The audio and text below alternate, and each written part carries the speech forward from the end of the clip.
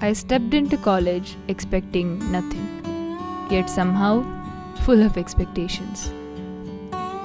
A strange contradiction indeed. I wasn't sure about so many things back then, where I belonged or what any of this would mean.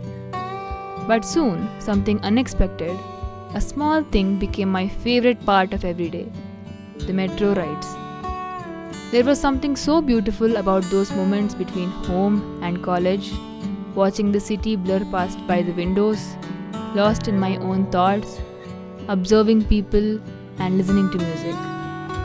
My love for metro, which began 3 years ago, is still going strong. Then came her, an extrovert I met in Sanskrit class. She didn't just befriend me, she literally adopted me. And maybe at that point I needed that. She pulled me out of my shell and told me it was okay to be seen as a little weird if it made me happy. She truly helped me navigate this maze of new experiences in the first year. All those rides we shared, all those conversations somehow made everything bearable. Second year was funny. Some days we felt like we still have so much time left, and other days it was, how are we already in second year? Time has this funny way of moving both too slow and too fast when you're not paying attention. But second year also gave me my group, my people. The ones who would help me not just survive college, but actually live through it. We bunked classes, laughed endlessly, ranted about exams, and somehow, before we knew it, we were stepping into final year.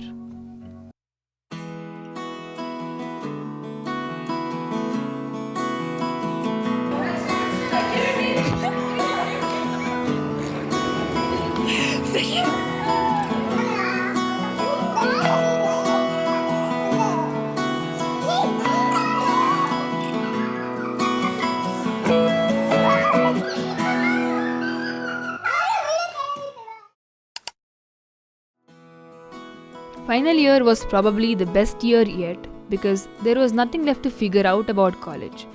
No more anxiety about fitting in or finding your place. The only thing left was living through it, even when we complained about it. Nostalgia started hitting us in waves.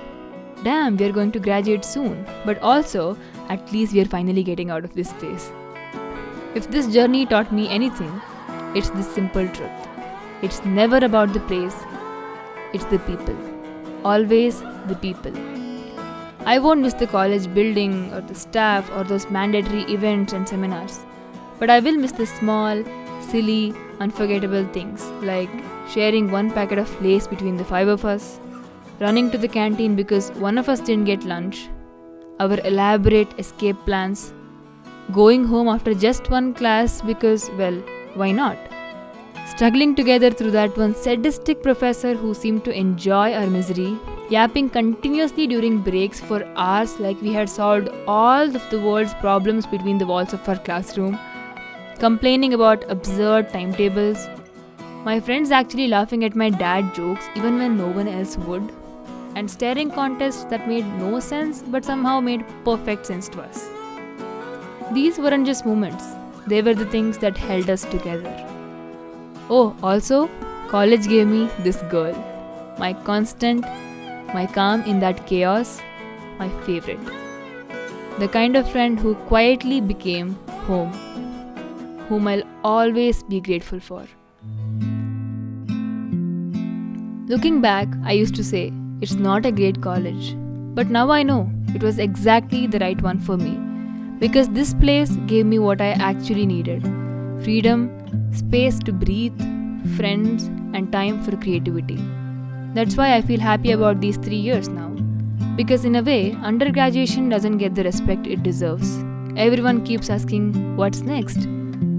It's always about that, isn't it? As if these 3 years don't count. But they do. They count in the memories we built, the confidence we found, and the people who stayed. So here we are, one phase ending, another beginning. The memories made will stay now through this video too.